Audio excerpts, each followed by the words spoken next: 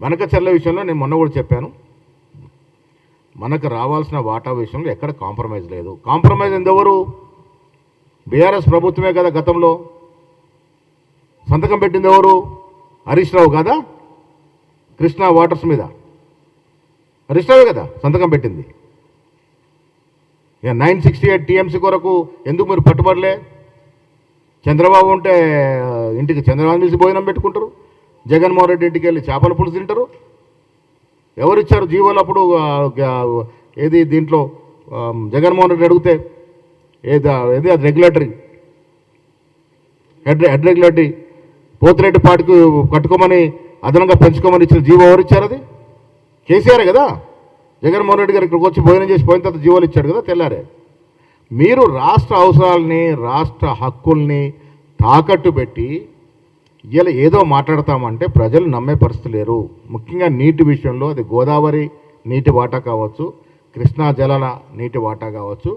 Congress party అప్పుడు గతంలో మేము అధికంగా ఉన్నప్పుడు కాంప్రమైజ్ కాలే, ఇప్పుడు కాంప్రమైజ్ కాము. అది ఏ రకంగా పరిష్కరించుకోవాలో అన్నీ సుదీర్ఘంగా ఆలోచించి తీసుకుంటాము. అక్కడ కట్టనిచ్చే అవకాశమే లేదు.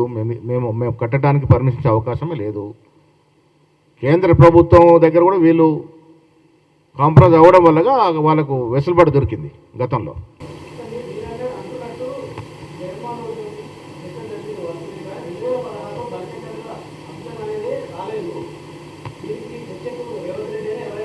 అరే అంశం వచ్చిందా రాదా అని తర్వాత సంగతి. మీరు మాట్లాడుకున్నప్పుడు ఆ అంశం లోపల మీ చర్చలో వచ్చిందా లేదని మనకడే తెలుస్తుంది. సీక్రెట్గా మీటింగ్స్ పెట్టుకున్నారు కదా మీరు. నేనేమంటానంటే ఇప్పుడు కృష్ణా జలాల విషయంలో 299కి కదా ఆయన సంతకం పెట్టింది, హరీష్ రావు గారు సంతకం పెట్టారు. ఎందుకు కాంప్రమైజ్ అయినారు? ఇప్పుడు మిగులు జలాల్ని మాత్రమే ఆంధ్రప్రదేశ్ వాడుకోవాలి.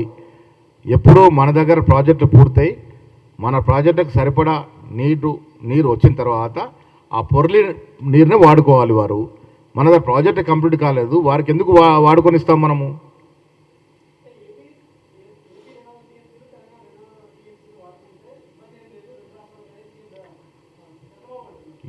ఇబ్బంది లేదని వాళ్ళంటే కాదు కదా, మన ఇబ్బందులు మేము లోతుగా అధ్యయనం చేసుకోవాలి కదా.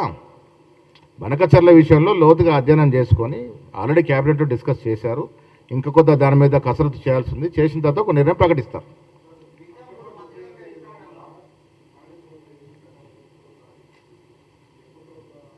సమయం ఇచ్చింది, 3 నెలలు సమయం ఇచ్చింది. అంతలోపై రిజర్వేషన్ మీద నేను అందే మళ్ళీ కేంద్రం చేతిలో ఉంది కాబట్టి వారు ఛేదించి ఆ క్యాప్ను తొలగిస్తే సంతోషం. తొలగించిన ఎడల ఇంకా లీగల్ ఆప్షన్స్ ఉన్నాయా చూస్తాము. మేమైతే కట్టుబడి ఉన్నాము, 40% రిజర్వేషన్ ఇవ్వాలనే దాని మీద కట్టుబడి ఉన్నాము. ఏ రకంగా ఇవ్వాలతాము, ఎన్ని టెక్నికల్ ఇబ్బందులు వస్తాయి, ఇవన్నీ కూడా లోతుగా అధ్యయనం చేస్తాం,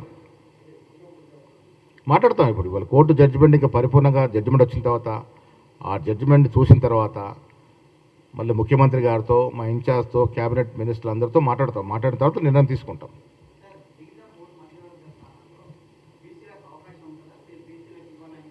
ఇప్పుడు మంత్రివర్గ కూర్పు అనేది చాలా క్లిష్టమైనటువంటి పరిస్థితి. ఇప్పటి వరకు మేము చేసినంత సోషల్ జస్టిఫికేషన్ ఎవరు చేయలే, ఎవరు ఊహించలే కూడా. 4 ఎస్సీలని క్యాబినెట్లో తీసుకుంటామని, ఒక ఎస్సీని స్పీకర్ చేశాం, ఒక ఎస్సీ డిప్యూటీ స్పీకర్, ఇలా 3 బీసీలు మంత్రులుగా ఉన్నారు. ఇంకా అడుగుతూ ఉన్నాం, ఉన్న 3 సరదాలి, ఆ పిండిలోనే రొట్టెలు చేయాలి. చూద్దాం.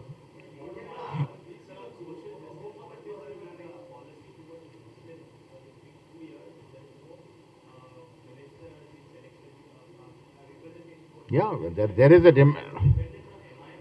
No. There is a demand, and next cabinet, a Muslim minority will be adjusted in the cabinet. That's for I'm sure. పోటీ మేం చేయకుండా ఎవరు చేస్తారండి? పోటీ చేయడం కాదు, గెలిచేది కూడా ఖాయమే. మేము ఎప్పుడు అనలేదు. ఈ ఆనవాయితీని దుర్మార్గంగా తెంచింది ఎవరని అడుగుతా ఉన్నాను.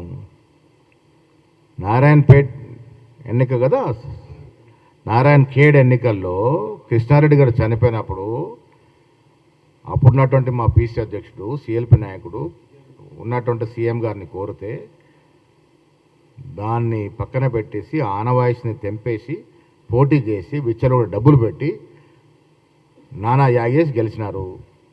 ఇది రాజశేఖర రెడ్డి గారు ఉన్నప్పుడు ఆనవాయితీ ఉండే, ఇప్పుడు ఆనవాయితీ లేదు కాబట్టి పోటీలో ఉంటాము. ఉండడమే కాదు, జూబ్లీ హిల్స్ ఎన్నికల్లో గెలిచి తీరుతాం.